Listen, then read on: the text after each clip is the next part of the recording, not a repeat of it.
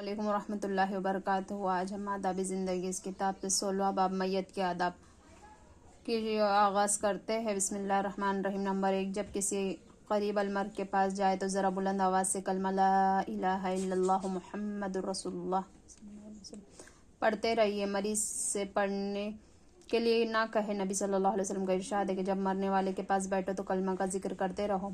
Number 2، نزا کے وقت سورہ یاسین کی تلاوت کیجیے۔ نبی صلی اللہ علیہ وسلم کا ارشاد ہے کہ مرنے والوں کے پاس سورہ یاسین پڑھا کرو۔ ہاں، دم نکلنے کے بعد جب مردے کو غسل نہ دیا جائے تو اس کے پاس بیٹھ کر قرآن شریف نہ پڑھیے، اور وہ آدمی جس کو نہانے کی ضرورت ہو اور وہ حیض و نفاس والی عورت بھی مردے کے پاس نہ جائے۔ نمبر 3، موت کی خبر سن کر انا للہ و انا الیہ راجعون پڑھیے۔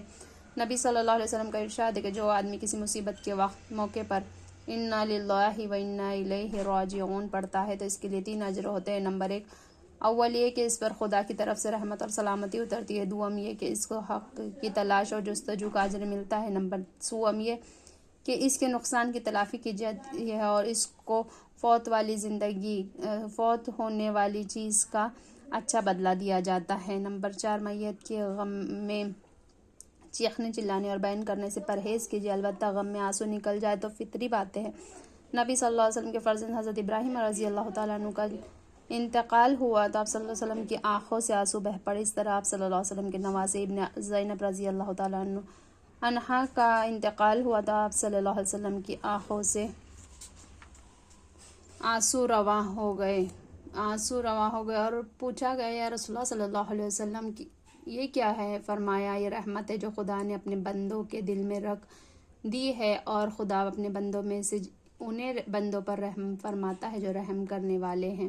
اور آپ نے یہ بھی فرمایا کہ جو منہ پر تماچے مارے، گریبان پھاڑے، جاہلیت کی طرح بین کرے، اس کا ہم میں سے کوئی تعلق نہیں۔ نمبر 5، جان نکلنے کے بعد میت کے ہاتھ پیر سیدھے کر دیجیے، آنکھیں بند کر دیجیے، ایک چوڑی سی پٹی تھوڑی کے نیچے سے نکال کر سر کے اوپر باندھ دیجیے اور پاؤں کے دونوں انگوٹھے ملا کر دھجی سے باندھ دیجیے اور چادر سے ڈھک دیجیے، اور یہ پڑھتے رہیے، بسم اللہ وعلی ملت رسول اللہ، خدا کے نام سے اور رسول اللہ صلی اللہ علیہ وسلم کی ملت پر، اور لوگوں کی وفات کی اطلاع دیجیے اور قبر میں اتارتے وقت بھی یہی دعا پڑھیے۔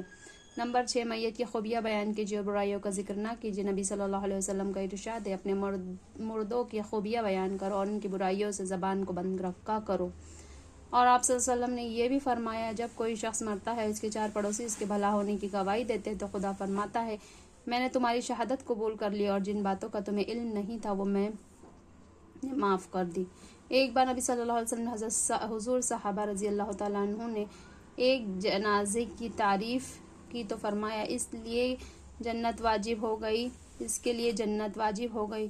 تم زمین پر خدا کے گواہ ہو، تم جس کو اچھا کہتے ہو خدا اس کو جنت میں داخل کر دیتا ہے، اور تم جس کو برا کہتے ہو خدا اس کو دوزخ میں بھیج دیتا ہے۔ آپ صلی اللہ علیہ وسلم نے یہ بھی فرمایا، جب کسی مریض کی عیادت کو جاؤ یا کسی جنازے میں شرکت کرو، زبان ہمیشہ خیر کے کلمات کرو، کیونکہ فرشتے تمہاری باتوں پر آمین کہتے جاتے ہیں۔ نمبر 7، ہمیشہ موت پر صبر و استقلال کا مظاہرہ کیجیے، کبھی زبان سے کوئی ناشکری کا کلمہ نہ نکالیے۔ نبی صلی اللہ علیہ وسلم نے کا ارشاد ہے، جب کوئی شخص اپنے بچے کے مرنے پر صبر کرتا ہے تو خدا اپنے فرشتوں سے فرماتا ہے، کیا تم نے میرے بندے کے بچے کی روح قبض کر لی؟ فرشتے جواب دیتے، پروردگار ہم تیرا حکم بجا لائے۔ پھر خدا پوچھتا ہے کہ تم میرے بندے کے جگر گوشے کی جان قبض کر لی؟ وہ کہتے ہیں جی ہاں۔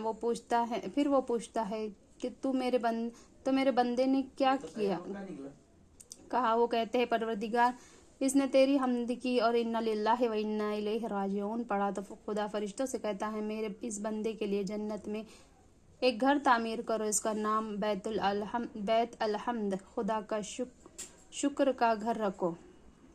نمبر 8، مردے کو نہلانے دھلانے میں دیر نہ کیجیے، غسل کے لیے پانی میں بیری کے پتے ڈال کر ہلکا گرم کر لیجیے تو اچھا ہے۔ مردے کو پاک صاف تختے پر لٹائیے، کپڑے اتار کر تہبند ڈال دیجیے، ہاتھ میں کپڑا لپیٹ کر پہلے چھوٹا بڑا استنجا کرائیے اور خیال رکھیے کہ تہبند ڈھکا رہے، پھر وضو کرائیے۔ وضو میں کلی کرنے اور ناک میں پانی ڈالنے کی ضرورت نہیں ہے۔ غسل کراتے وقت کان اور ناک میں روئی رکھ دیجیے تاکہ پانی اندر نہ جائے، پھر سر کو صابن یا کسی اور چیز سے اچھی طرح دھو کر صاف کر دیجیے، پھر بائیں کروٹ لیٹا کر دائیں جانب سے سر سے پاؤں تک ڈالیے، پھر اسی طرح بائیں طرف پانی سر سے پاؤں تک ڈالیے۔ اب بھیگا ہوا تہبند हटा दीजिए और सूखा तहबंद डाल दीजिए और फिर उठाकर चारपाई पर कफन में लिटा दीजिए। नबी सल्लल्लाहु अलैहि वसल्लम ने फरमाया, जब किसी मैयत को गुस्ल दिया, जिसने किसी मैयत को गुस्ल दिया और इसके ऐब छुपाया, खुदा इसे बंदे के 40 कबीरा गुनाह बख्श देता है। और जिसने किसी मैयत को कब्र में उतारा तो गोया इसने मैयत को रोज़े हश्र तक के लिए रहने का मकान मुहैया किया।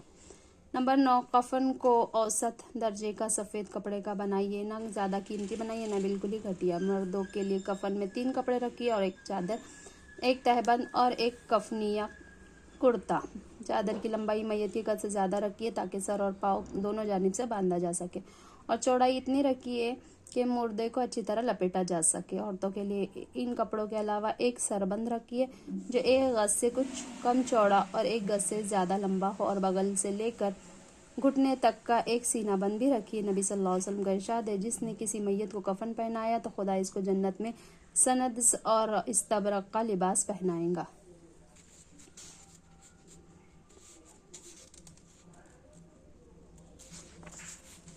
नंबर 10, जनाजा कब्रस्तान की तरफ ज़रा तेज़ कदमों से ले जाइए। नबी सल्लल्लाहु अलैहि वसल्लम ने फरमाया, जनाजे में जल्दी करो। हज़रत इब्न मसऊद रज़ी अल्लाह ताला अन्हु ने नबी सल्लल्लाहु अलैहि वसल्लम से पूछा, या रसूलुल्लाह सल्लल्लाहु अलैहि वसल्लम, जनाजे को किस रफ्तार से ले जाया करे? फरमाया, जल्दी जल्दी दौड़ने की रफ्तार से कुछ कम। और मुर्दा साहिब खैर है तो इसको अंजाम खैर तक जल्दी पहुँचाओ, और अगर साहिब शर है तो इस शर को अपने से जल्दी दूर करो।